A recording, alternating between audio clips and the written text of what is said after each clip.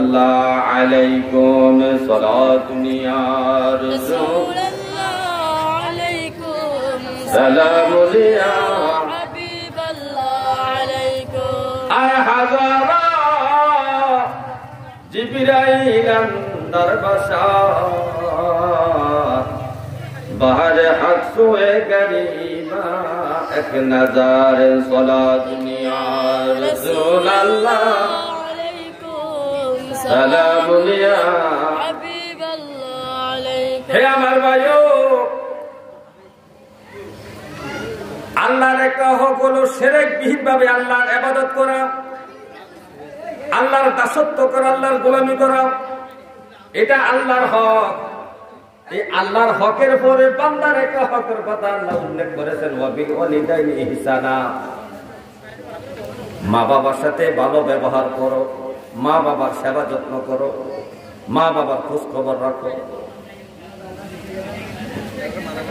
আগের আয়াতে বলছে ওয়াবুদুল্লাহ ওয়ালা তুশরিকু বিহি শাইয়া, শিরক বিহীন ভাবে আল্লাহর ইবাদত করা ফরজ।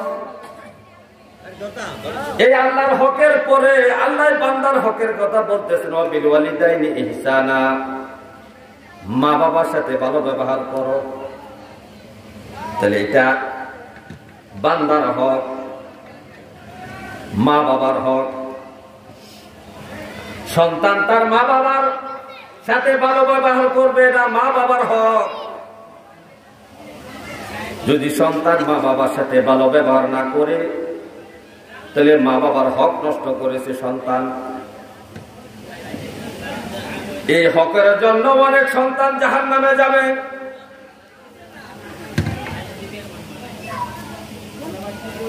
মা বাবার হক যেই সন্তান আদায় করে না, মা বাবার হক যেই সন্তান আদায় করে না, নবীজি তার ব্যাপারে বলছেন লা ইয়াদখুলুল জান্নাতা আকুল। মা বাবার অবাধ্য সন্তান জান্নাতে যাবে না। লা ইয়াদখুলুল জান্নাতা আকুল। আকুল শব্দের তো অবাধ্য সন্তান। যে সন্তান মা বাবার কথা শুনবে না, ওই সন্তান অবাধ্য সন্তান। এই অবাধ্য সন্তান নবী বলছে জাহান্নামে যাবে, জান্নাতে যাবে না। তাহলে আপনি যদি মা বাবার এই হকটা নষ্ট করার কারণে আপনাকে জাহান্নামে যাওয়া লাগবে। কিন্তু আমাদের সমাজের, বর্তমান সমাজের মানুষগুলা জানে না মা বাবার হক যে কত বড় গুরুত্বপূর্ণ। না জানার কারণে মানুষ